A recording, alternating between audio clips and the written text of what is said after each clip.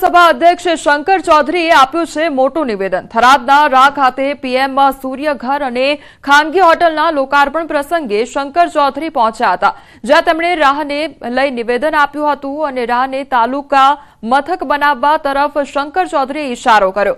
તેમણે કહ્યું કે રાહ આપણું મુખ્ય સેન્ટર બની રહ્યું છે, એટલે તમારા બધાનું જે સપનું છે એ સપનું સાકાર કરવું છે, એની અલગ અલગ તૈયારીઓ હોય એ બધી તૈયારીઓ થઈ રહી છે।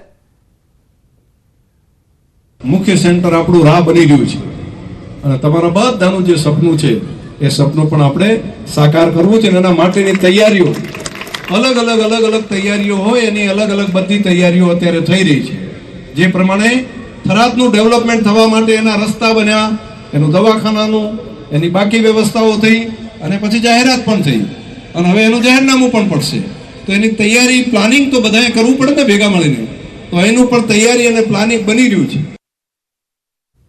નર્મદા જિલ્લા ભાજપ દ્વારા આંબેડકર સન્માન સભાનું આયોજન કરવામાં આવ્યું હતું। કાર્યક્રમમાં સાંસદ મનસુખ વસાવાએ સંબોધન કરતા કાર્યકર્તાઓને ટકોર કરી કે કાર્યકર્તાઓ અંદર લડીને સામસામે પાડ્યા કાઢે, આ ભાજપના કાર્યકર્તાના સંસ્કાર નથી। સાથે ચૈતર વસાવા માટે કહ્યું કે તેઓ આદિવાસીઓમાં ભાગલા પાડવાના અને વિચારધારાથી અલગ પાડતા વિદેશી ષડયંત્રકારીઓને હાથો બની રહ્યા છે। એકબીજા લડવાનું નથી, એકબીજાને સામે તલવારો કાઢવાનો ને કે પાડિયા કાઢવાનું નહીં। આપણા ત્યાં અંદર આપણા કાર્યકર્તા લડાઈમાં પાડિયા કાઢે છે, આ સંસ્કાર છે આપણા। જિલ્લો બને આપણે ગૌરવ અપાયું છે સ્ટેચ્યુ ઓફ યુનિટી। આદિવાસીઓમાં ભાગલા પડવા, આદિવાસીઓને વિચારધારાથી અલગ કરવાનો કેટલાક વિદેશી ષડયંત્રકારીઓ છે એનો આ લોકો હાથો બની રહ્યા છે।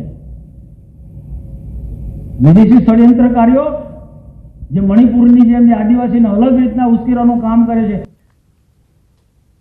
અમદાવાદની વીએસ હોસ્પિટલમાં ક્લિનિકલ ટ્રાયલ કૌભાંડ મામલે આરોગ્ય મંત્રીનું નિવેદન સામે આવ્યું છે। હાલમાં પ્રાથમિક તપાસમાં રાણા સહિત 8 કોન્ટ્રાક્ચ્યુઅલ ડોક્ટર્સને બરતરફ કરવામાં આવ્યા છે, તો કંપની પાસેથી તમામ આવક ડોક્ટરો લેતા હતા। કંપનીઓ તરફથી જે આવક આવતી હતી તે તમામ ડોક્ટરોના ખાતામાં જમા થતી હતી।